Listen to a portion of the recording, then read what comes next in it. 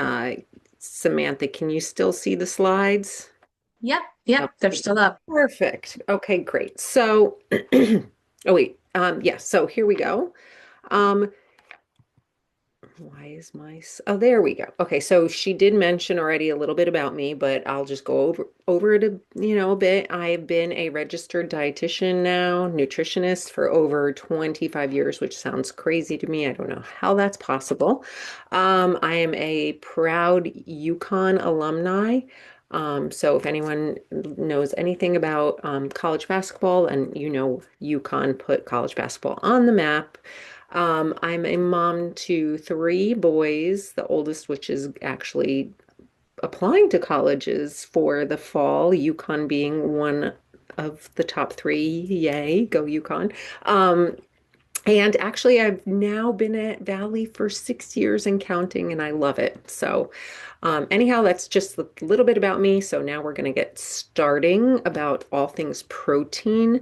This agenda is kind of loosely based on what we're going to discuss this evening.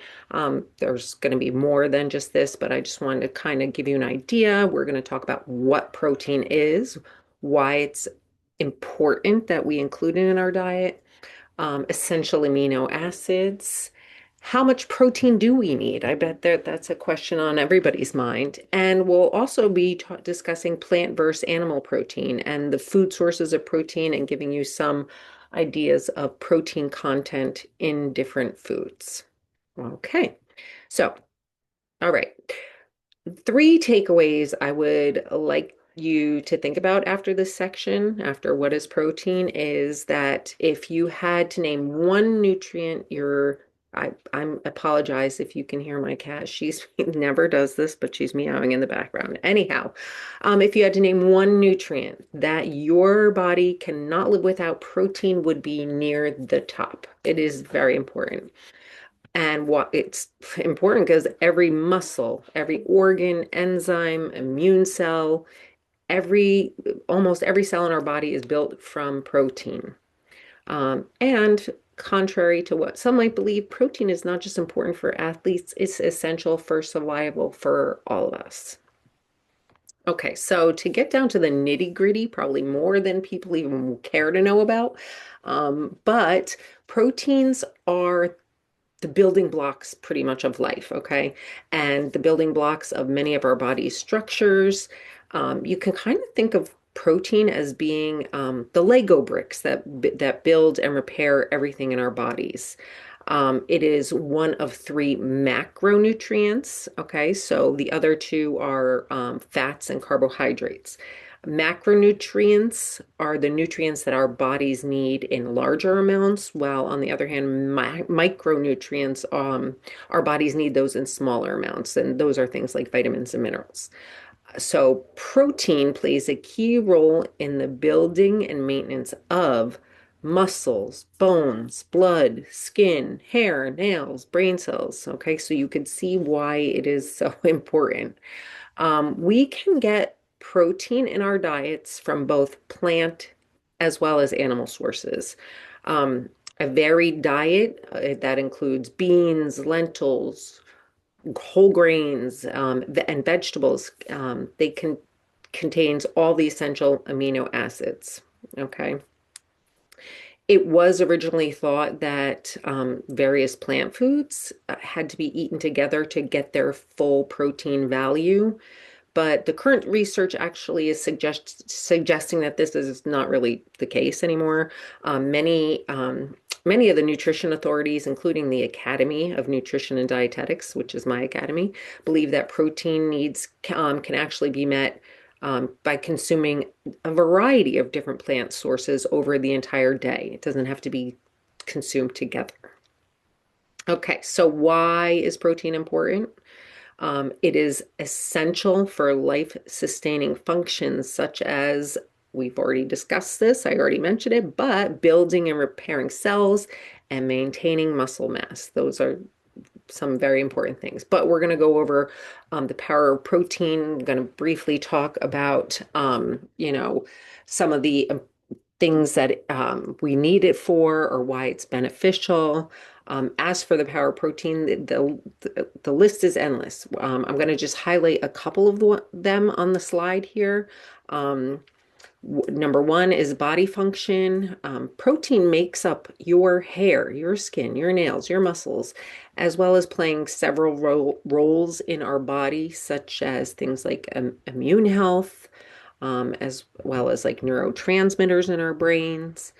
Protein, believe it or not, actually helps with reducing cravings, which I know a lot of people would be happy about knowing. So, adequate protein intake actually can help regulate appetite hormones. Okay. And this is primarily done by reducing the levels of the hunger hormone. Okay. Um, and at the same time as reducing the level of the hormone that makes you feel hungry, it increases the satiety hormone. This is a hormone that makes you feel full. Okay. Blood sugar control. This is another thing that protein can help with. Pairing protein, when you eat protein with carbohydrates, protein can help slow down the digestion. I talk about this often with my diabetic patients. It can help slow down digestion, which helps delay sugar being absorbed into the blood. Okay. Another powerful reason we want to include protein in our diet, building muscle. Now, I'm sure this is one that is very common knowledge, but muscle proteins they're constantly being broken down and rebuilt. Okay, so to increase muscle mass, we really need to make sure we're consuming more protein than what is being broken down. Okay, it can help with slowing down aging.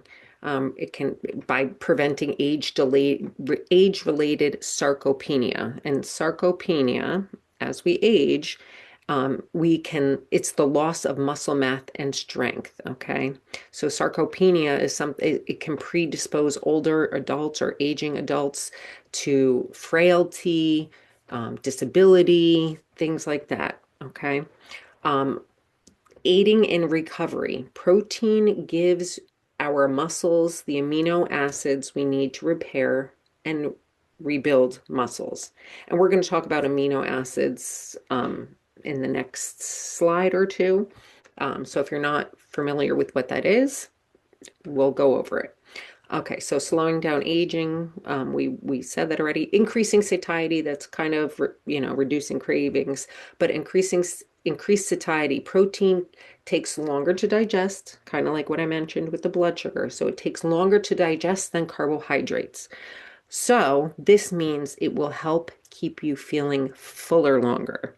Why is this beneficial? Well, if you're someone trying to lose weight, this can help with weight loss or weight loss maintenance. If you don't eat enough protein or get enough protein in your diet, your body will break down its own protein to get the protein it requires. Okay. Um, Slide advance. Okay, here we go. Essential amino acids. I said we were bringing it up, and here we are. Okay, so protein. I hope you're all sticking with me because it's a little sciencey, but proteins are made up of building blocks, thinking like Legos, okay? They're building blocks called amino acids. There are 20 different amino acids that link together in combinations that our body uses for different body functions, okay? Out of the 20 amino acids, 11 of them our bodies make on their own, okay? We don't necessarily need to get it from the diet. These are referred to as non-essential amino acids. The other 9 amino acids, our bodies cannot make them. So that's why they're known as essential amino acids, because we need to get them in our diet. Okay.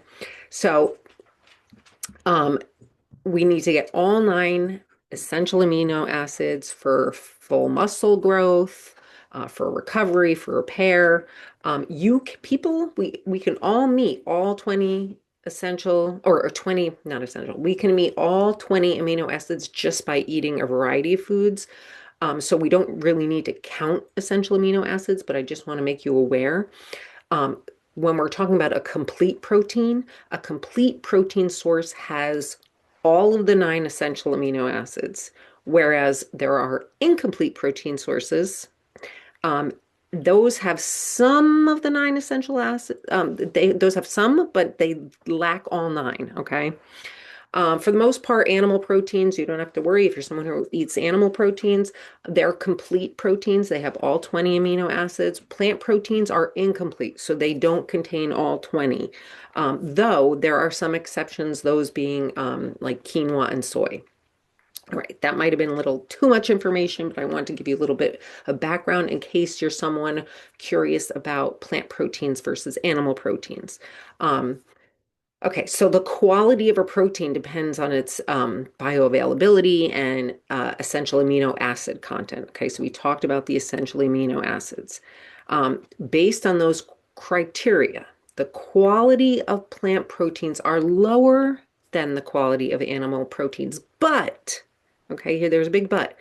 The majority while the majority of plant proteins don't individually have all of the nine essential amino acids, they each have a few, okay?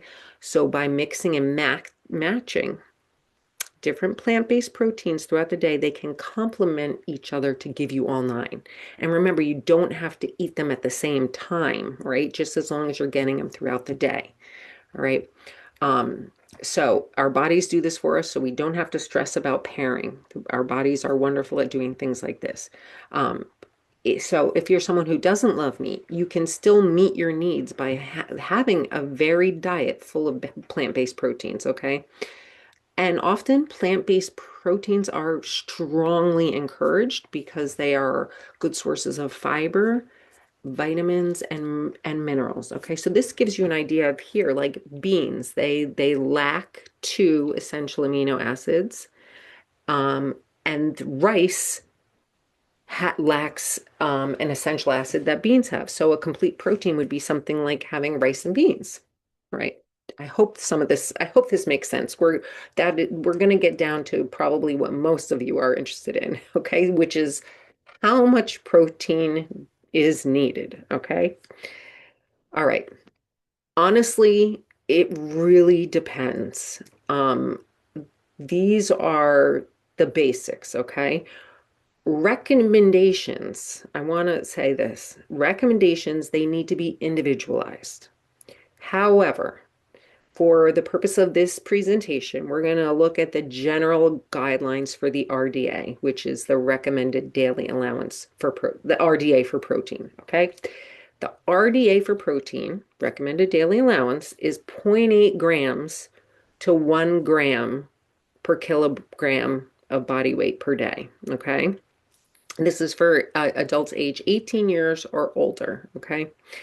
The RDA is the minimum amount needed to prevent deficiency. It not necessarily mean it's the optimal amount. If you're thinking in terms of the RDA, think of the RDA as the floor, not necessarily the ceiling. It's not the it's the necessary it's the minimum we need to stay healthy, not the ideal amount like it for performance or long-term wellness, all right? So this example here shows you zero point 0.8 to 1 grams of protein per kilogram of body weight, or if you wanted to do pounds, 0.36 to 0.4 grams of protein per pound. I gave an example here of a 150-pound woman. To find out how many kilograms you weigh, you would divide your weight in pounds by 2.2. So for this woman is 68 kilograms. So you would take 68 kilograms and times it by 0.8 to 1. This individual would need somewhere between a minimum of 54 to 68 grams of protein per day. Okay, this is the minimum she would want to be consuming.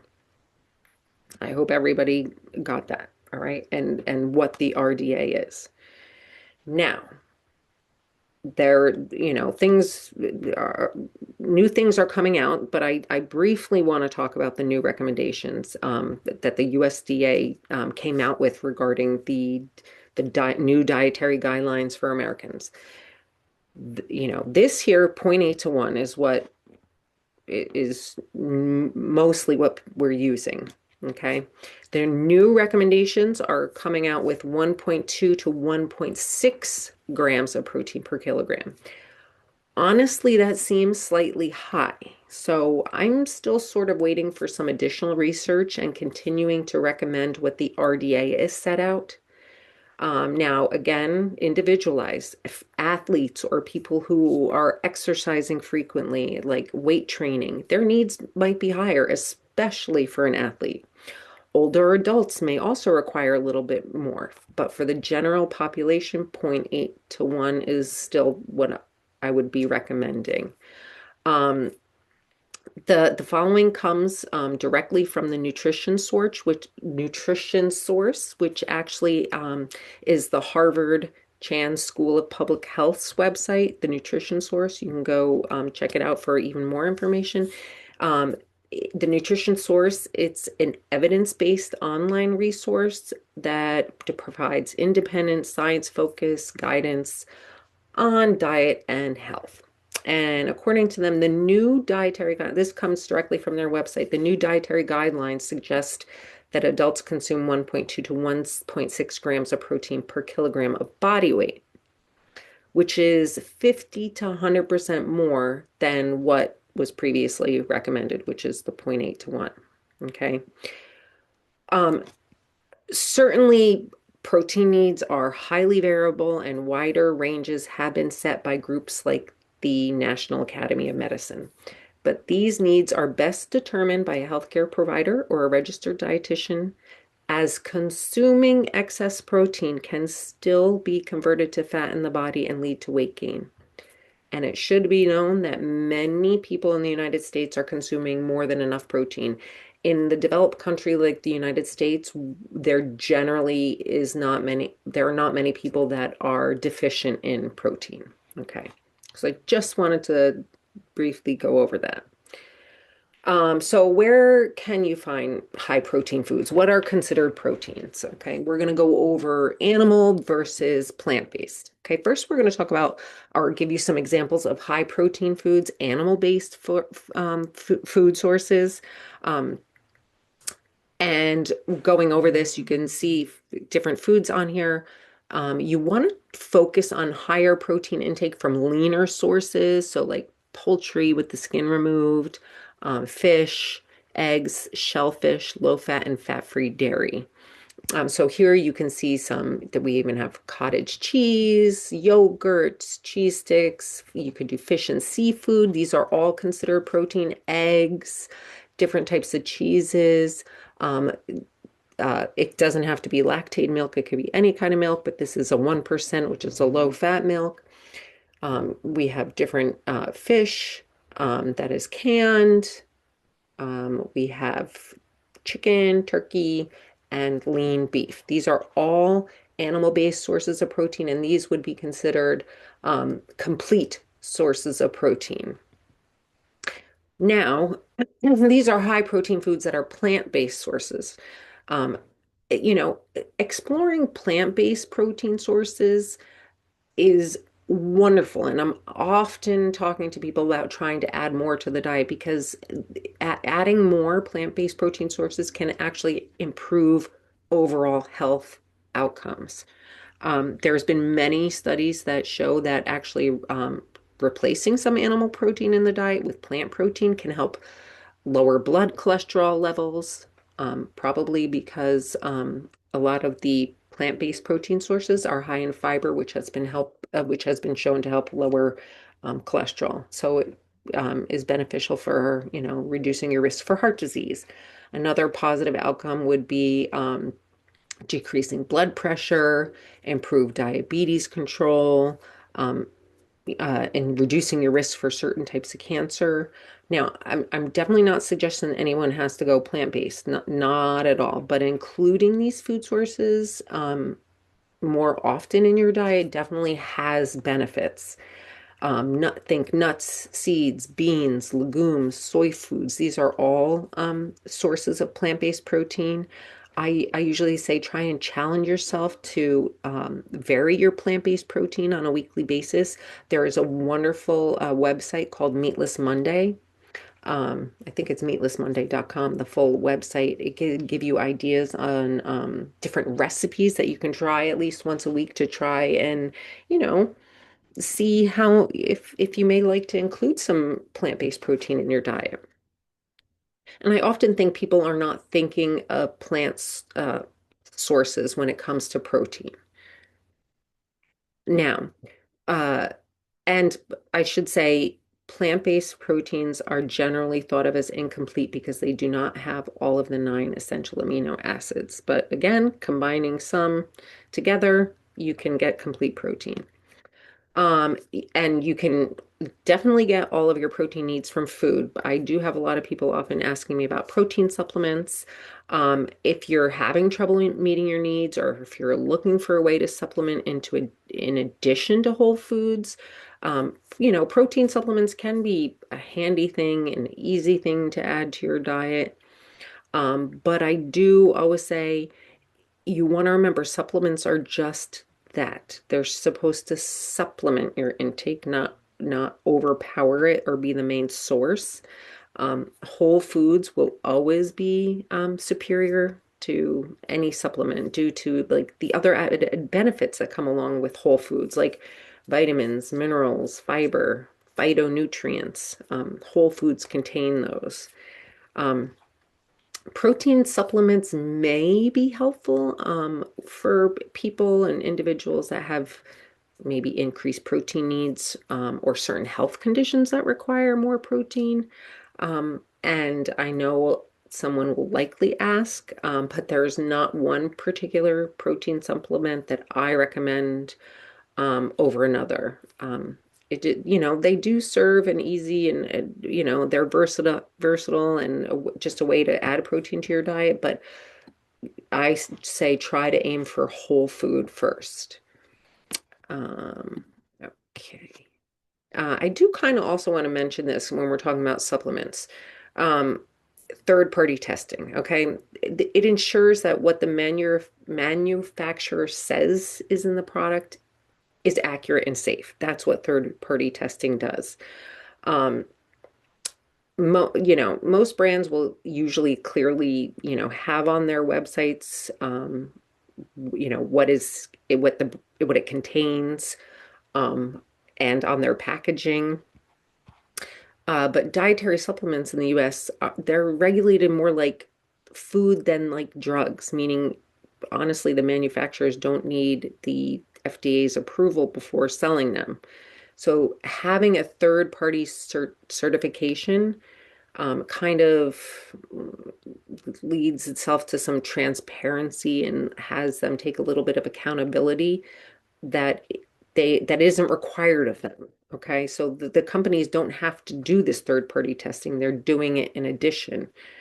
Some of the third party testings that are, that I would think that I think are good to have on a product would be something that is NSF, a third party tested. NSF stands for, which is a funny term, it stands for actually the National Sanitation Foundation. Um, NSF doesn't approve supplements as safe or effective necessarily in the clinical sense, but what it does do, it verifies the quality. Is the label accurate? Is there contaminants in it? The manufacturing standards that the company is using. Um, it's helps consumers make safer, informed choices.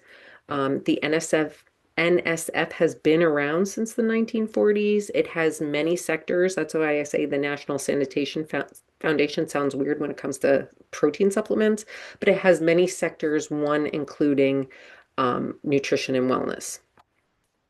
USP, that's the US Pharmacopeal Convention. It's a non-governmental, independent, scientific, nonprofit organization. It's been around for over 200 years.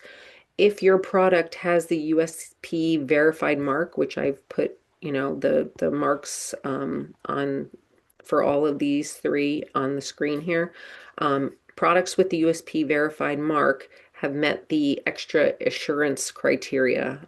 It goes beyond what's legally required. And I put the websites here so you can check out for yourself what they look for. Um, Informed is another third-party supplemental testing program. This program or this company verifies individual supplement products have been tested for banned substances and that they meet quality standards. This especially for athletes or anyone concerned about supplement purity and safety, which I feel like most people should be. Um, you might hear some people call it informed choice or informed sports. But I would check out all of those, especially if you're someone who does protein supplements. When it comes to choosing proteins, I know this is a lot of information. Um, I want you to be aware when protein, um, choosing proteins, especially when it comes to animal proteins.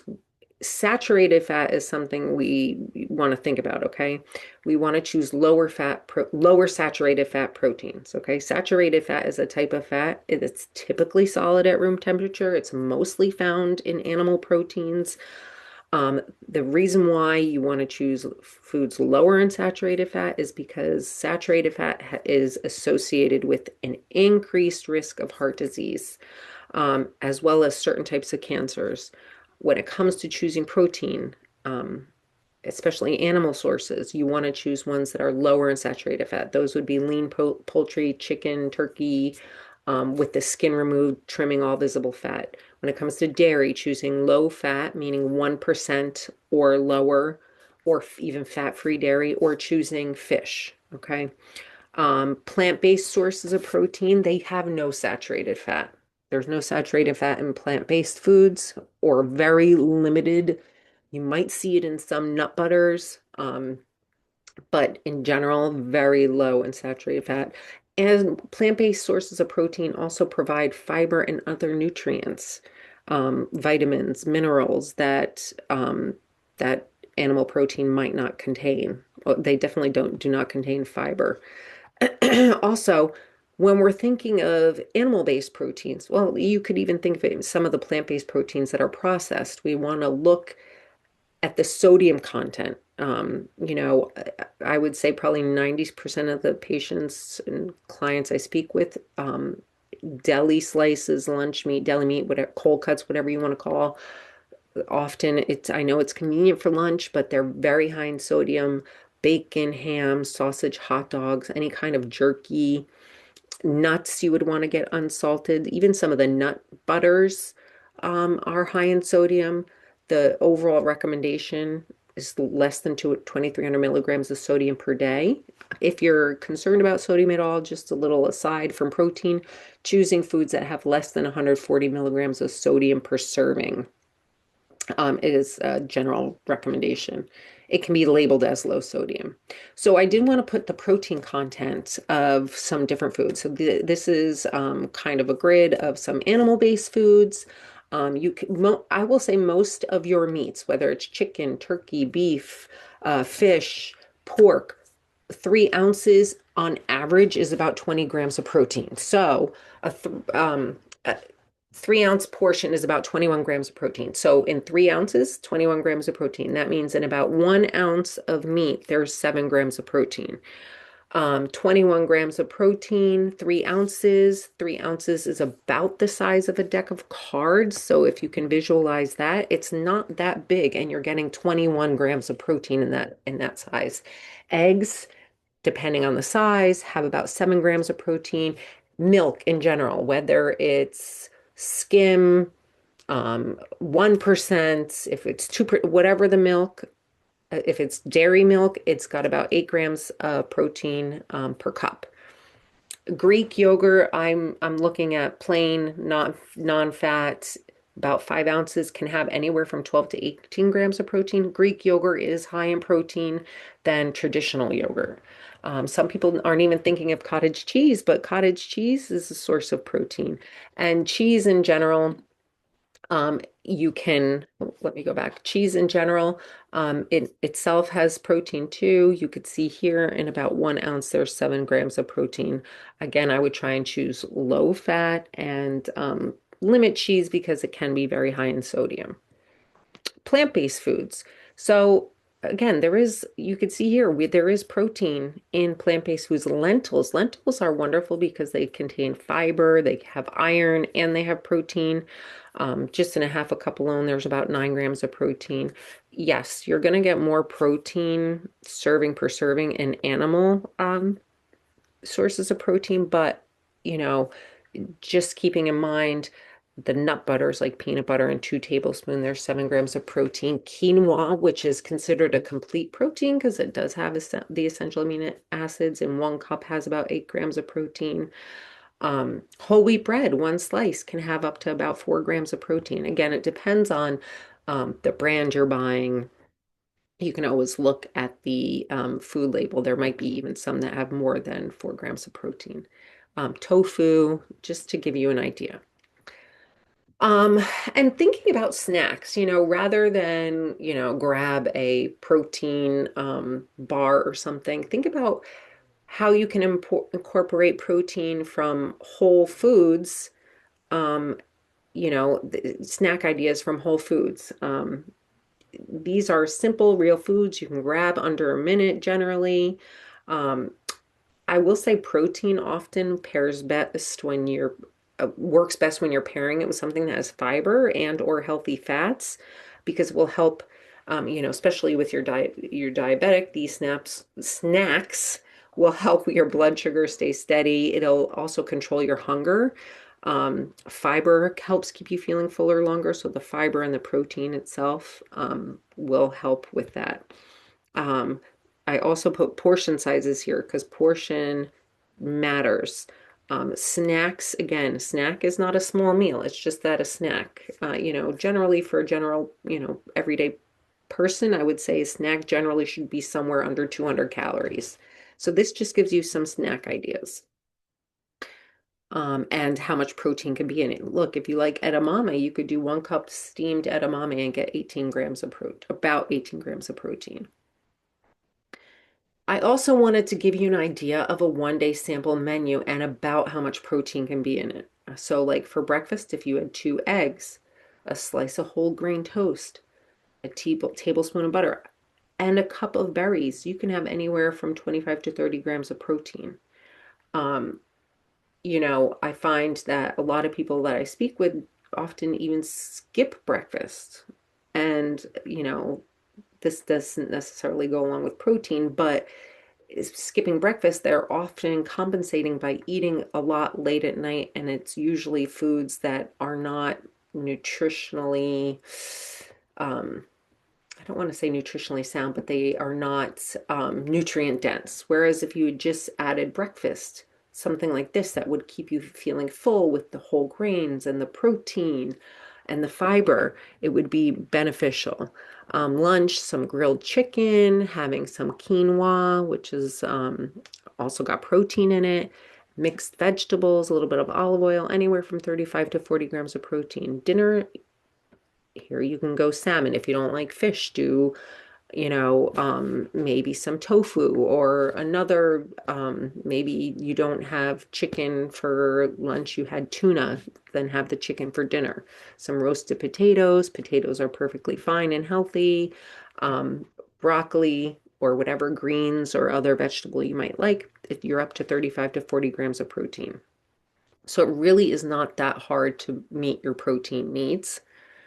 Um, this is sort of how I like to teach people about what their plate kind of should look like or what you're thinking about when you're building a plate.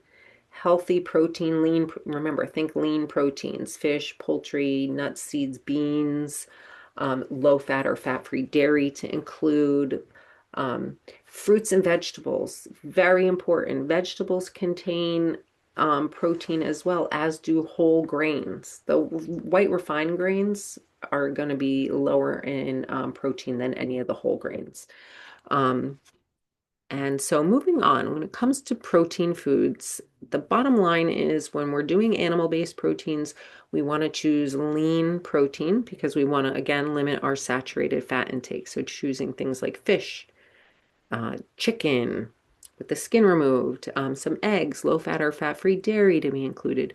Also, considering plant-based sources of protein, whether it's beans, soy, tofu, nuts, seeds, lentils, edamame. Also thinking about cooking methods when we're cooking any kind of protein, especially if you're someone trying to lose weight, baking, grilling, avoiding anything that's fried. And the protein sources that we want to avoid are the ones that are high in saturated fat. Red meat, any red meat is going to be higher in saturated fat than poultry with the skin removed. And avoiding processed meats as much as possible. Yes, they contain protein and they are tasty, but oh, that does should say deli meat, not deli meant. But those sources not only contain a lot of sodium, but a lot of fat in general. So with that, I'm going to open it up to any questions, and I do want to let you know, like for individualized needs.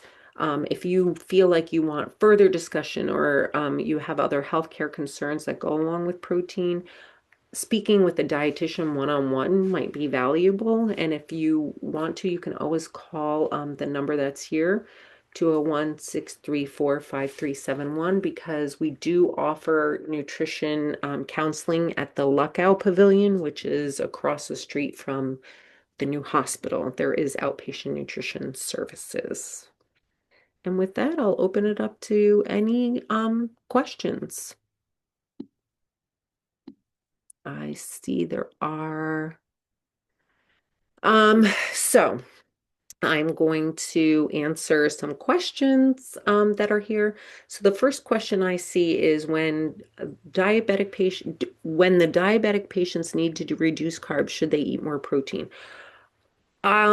So it it's all individual, right? I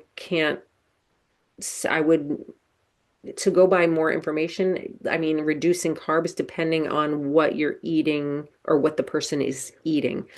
50% on average, 50% of your calories should be coming from carbohydrates. We have to remember, I know this is a discussion on protein, but carbs are not inherently bad. Remember, it's portion sizes, what we're eating it with, um, uh, the types of carbohydrates we're choosing. I don't necessarily think that diabetics in general, blanket statement that they need more protein. It's more individualized than that. Oh, I keep getting disconnected. Oh, I can't, I'm a type 2 diabetic for 30 years. What amount of protein is safe? Unfortunately, individual questions, you'd have to make an appointment with a dietitian. Unfortunately, I can't really answer individualized questions. Eggs are a great source of protein. So the question is, why do you consider eggs high protein when a large egg only has 7 grams of protein? Maybe I should have said excellent source of protein because they contain high quality, high bioavailability, meaning our bodies readily absorb the protein from eggs. They're also contain all 9 essential amino acids.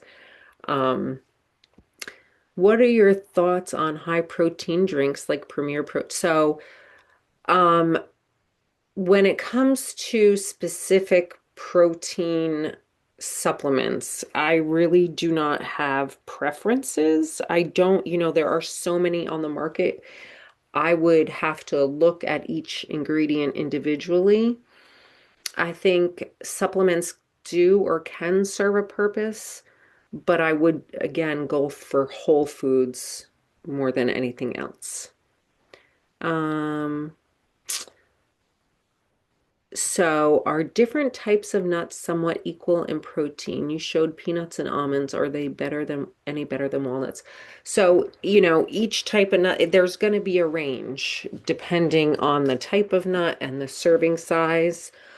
They're generally, I believe that if we go back to the slide, plant-based, here is, oh, this one, nuts. Anywhere, nuts, 1 ounce or about a quarter of a cup, it can range between 4 to 6 grams of protein. So, some nuts might contain a little more omega-3 fatty acids.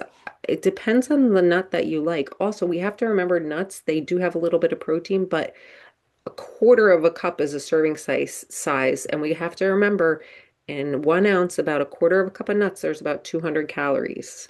So that's just my little caveat on nuts. So a little extra protein. Does extra protein help wounds heal faster or help following surgery? Yes, we usually, if we have patients in the hospital, if they have wounds, doesn't really matter what kind of wound, any kind of wound, you do require a little bit of extra protein. But it should also say individualized depending on any other health concerns you might have. Um, what about almond milk or oat milk? I believe almond milk or oat milk are not comparable to soy milk or cow's milk. I believe those two are about 1 gram of protein per 8 ounces. You can see any kind of milk, skim 1%, even if you did whole milk, is 8 grams of protein per 8 ounces. There is protein, a plant-based protein milk called Ripple. The brand is Ripple. That has 8 grams of protein, might even have more in 8 ounces. But almond milk and oat milk are very low in protein. Um, I read, as far as Brazil nuts, I had read Brazil nuts are some of the healthiest. Just wanted to get your opinion. All nuts are healthy. Depends on the kind of nuts you want. Again, it's going to be, remember, we want to keep the portion to only about 1 ounce, a quarter of a cup. Will it be, are they healthy? They can definitely be part of an overall healthy diet, but they are going to be high in calories. I don't know that one nut is better than the other, or I have a strong opinion either way. I don't know if that answered the question. Um, Services, are they covered by Medicare? Unfortunately, Medicare only covers kidney disease and diabetes. So if you have either of those conditions, you can get a nutrition and you can get a prescription that says that it's covered. Otherwise, Medicare does not generally cover. Um, um, all right. I've noticed some products seem to add protein. For example, pancakes, like the Kodiak pancakes. There's a version with protein in it. What do you think about this? If you enjoy them and you feel like you're not getting enough protein in your diet, I think they're fine. Again, majority of Americans are meeting their protein needs. There's not really a deficiency. I think we tend to focus so much on it because people are so afraid of carbohydrates. But remember, if any extra calories we're consuming as protein will be stored as fat. What are your thoughts on the impossible meats? Like the protein-based meats. If you're someone who's vegan or vegetarian, it's a great way to add additional protein to your diet. Surprised I mentioned canola oil. Why not? All liquid oils are far superior than any. I know this is about protein, but I wanted to touch on this because I think there's a lot of controversy over seed oils, any kind of liquid oils. Research after research, study after study has shown us time and time again that unsaturated fats like canola oil reduce our risk for heart disease. If you are using butter, lard, um, any kind of animal-based fat, it's high in saturated fat, increases your risk for heart disease. So canola oil is completely fine. Do you suggest tracking the amount of protein? I really don't unless you're really concerned about it. You know, I'm hoping that these last couple slides can give you an idea of, in 3 ounces of any kind of meat that you're eating, which is only the size of a deck of cards, you're getting 21 grams of protein. So if you um have 3 ounces at lunch and dinner, you're already getting 40 something grams of protein. Remember, the RDA is 0.8 to 1 grams of protein per kilogram of body weight. I know from several people that go to the gym that their trainer tells them that it's 2 grams of protein per 1 pound. That is way far exceeding the recommendation. Um, I'm seeing some questions that are individualized, like a certain age and weight. I really can't answer individualized questions. I would suggest making an appointment because I don't know your past medical history. I don't know your activity level. So it really is too individualized. Um, oh, you're welcome. As we age, does our body absorb protein differently? As we age, we tend to not eat enough protein or include enough protein. Our caloric needs decrease. We might not absorb certain nutrients efficiently. Protein, I don't know that it's one of them. There are certain vitamins, I believe vitamin B12 is one. So bear with me. Your caloric needs go down, but that doesn't necessarily mean your nutrient needs go down with it. We need to focus on more nutrient dense foods as we age, including protein. If you're not getting enough protein as you age, it can lead to something called sarcopenia, which is muscle loss. I talked about it earlier. So you just um, uh, I'm sorry, I'm reading the next question. I'm getting ahead of myself. You just need to make sure you're including protein in your diet. You read more and more to avoid low fat dairy, etc. So again, research, majority of the research and studies showed time and time again, high fat dairy um, increases the intake of saturated fat. An overall diet, the recommendation is to consume less than 10% of your calories should be coming from saturated fat. So, for instance, if you're someone who needed 2,000 calories, less than 10% of your diet should be coming from saturated fat. So, that's what, 200 calories. That's, oh, I need a calculator here. 200 calories.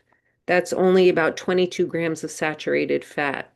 I think in I think what is it in 8 ounces of milk, or there are 3 servings of milk a day. If you were um wait, am I getting off the topic? So if you're no, low fat dairy, if you're drinking or consuming high fat dairy, you're going to far exceed the recommended amount of saturated fat. And again, saturated fat is the one thing in the diet that increases LDL, the bad cholesterol, the most, increases your risk for heart disease.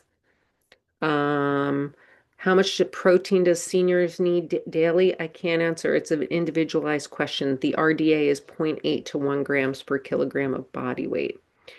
Um, do I approve of the new food pyramid? Well, I think I kind of just answered a little bit of that. There's conflicting evidence. I again like the Nutrition Source website. It is the Harvard School. Again, let me go to this. Wait, where is the website? You could go to their website here, Nutrition Source.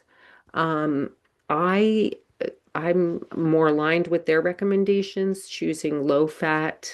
Um, Again, if we're trying to consume less than 10% of our total calories from saturated fat, if we're including whole milk, whole dairy, butters, we're going to far exceed the recommendations for saturated fat. So it's a little contradictory. Um, let's see. All right, how many eggs a week are healthy? I'm skipping over some questions. How many eggs a week are healthy? Well, it is recommended, even the American Heart Association recommends up if you have a history of heart disease, right? So 4 whole eggs per week. It's the yolk that we're mostly concerned with because it's the high in um, cholesterol. Um, Are we produce okay? As we age, we produce less enzyme. Should we take a supplement? I would always say refer to your doctor before taking any supplement. Um, any thoughts regarding protein and GLP-1s? I'm hearing you have to up your protein to use them. I really haven't heard that, but I do hear a lot of people not eating enough on GLP-1s and they're generally not eating enough protein, which can lead to muscle loss. So I think you just have to focus on getting adequate protein. I don't necessarily know that you need more. Um, what do I think about protein bars as meal substitutes? I don't think that's a good idea. Protein bars are probably not providing you with enough calories and nutrients. It's not a meal substitute. To me, that's more like a snack. Um, Eggs are great for protein. Yes, I agree, but the yolk does have cholesterol, correct. So we have people that are cholesterol responders and people that are not cholesterol responders. Some people can consume high cholesterol foods and it will affect their cholesterol, and some people don't necessarily. Um, but that being said, it is recommended to limit overall cholesterol intake, which would be limiting eggs as well. Egg whites are totally fine. Again, it's the yolk that is high in cholesterol. And also, we have to think about when we're eating eggs. Let's think about we live in New Jersey. When we go to a diner, what does eggs normally accompany? Bacon, sausage, hash browns. So if you're eating eggs on their own, it probably isn't as bad. I don't know if that answered the question. There's a lot of controversy on eggs, um, but I go with the recommendation, especially with the American Heart Association, which is 4 per week. Are beets a good source of protein? No, I wouldn't consider them a good source of protein. Vegetables do have some protein, but it's not that much. Um, uh, Skippy makes a protein with peanut butter with pea protein. Had hard to find though. I actually have never seen that, but that's interesting. What can I say about pea protein? I don't have much to say about it. I really don't know much about it. I would say if you're someone who doesn't tolerate any kind of dairy, then it would be a good substitute for protein. It would be a good protein substitute for you. But I don't know uh, what the benefit of having Skippy with additional pea protein would be. I think there are other sources of protein that might be better. Like to me, is that a gimmick? How is it more money? That's just where my thought process goes. Are protein snacks good if you want an evening snack? I'm kind of like whatever. I mean, it would protein with some healthy fat and our fiber included. They do help keep you feeling fuller longer, and it depends on what kind of protein snack you're having. Um, my question is about the canola oil. It's totally fine. I think the fear mongering has gotten to a lot of us. It is beneficial or superior over butter or lard. I guess those are the only other options. Any kind of liquid oil is better than a saturated fat or one that is higher in saturated fat. Lettuce may have a little bit of protein, but you'd have to eat how do any types of lettuce have any protein? It has a little protein, but you'd have to eat a large amount to get the protein. All vegetables do have some protein in them, but it wouldn't be a ton. Um, how do we know when we need to add more protein into our diet? Should we be counting how much daily protein we consume? Again, you kind of need to speak to a dietitian to see what your diet is like. Um, I can't stress this enough. If you have questions pertaining to your individual diet, if you don't think you're getting enough or how much you need specifically, because there could be other health conditions related, I would say speak to a dietitian, or, if you're on Medicare and it doesn't cover, maybe even speak to your healthcare provider, like a doctor. Um, can our kidneys handle protein overload? It depends on how much protein we're talking about, and depending on your healthcare, issues. Sometimes too much of one thing, even though it's healthy, may not be good. Remember, everything, there's always the dosage makes the qualifier, right? Because even too much water is not good for us. If that makes sense. Um, Ghee is it high in saturated fat? My initial instinct would be to say yes, because it's clarified butter, I believe. Okay, oh boy, I hope some of these people are still on here. I'm trying to get through all of these questions here. Um, is it okay to consume chicken breast as a deli protein? Can I consume some hummus? So, um, chicken breast as a I know everybody wants to eat deli meat because it's so convenient. You would have to look up individually online it depends on what you're looking at. Most deli meats are just high in sodium. Turkey breasts and, like a roasted turkey breast would be probably leaner, low fat, but it's just a lot of sodium. Um, you know, I see a lot of canola oil questions. This is more about protein, unfortunately, so I'm not going to get into all of that. Um, how much saturated fat daily is safe to consume daily? Less than 10% of your caloric needs. I usually say if you're looking at a food label, try and choose things that have less than 2 grams of saturated fat per serving. Seed oils. I know. I wish I could spend more time on this. I think there's a lot of misinformation out there. But I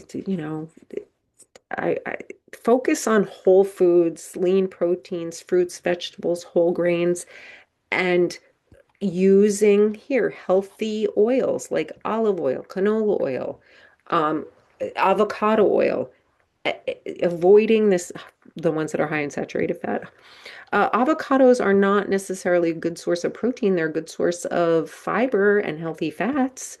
Um, okay, for someone with an elevated A1C, I cannot address fruit intake that's more individualized. I apologize. Oh, there was someone who asked a question. Um, the scale. Do, do, do. Oh boy, let me see. There was a question I wanted to get to that oh um with Medicare, again, another question. Medicare only covers diabetes and kidney disease.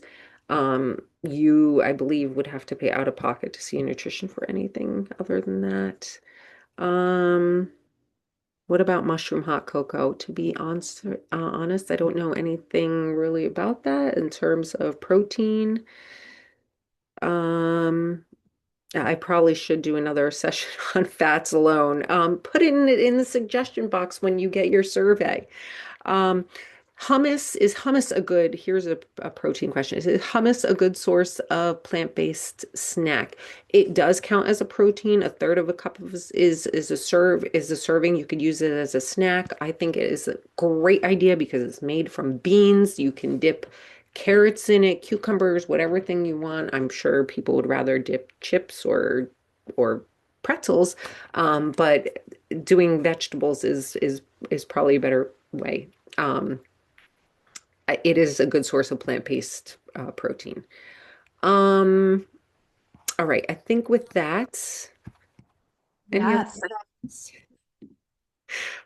All Oh, right. I think we're going to end this session now. Thank you, everyone, for submitting your questions. And thank you, Nicole, for such an amazing presentation. Yeah, it looks like there's a lot of interest in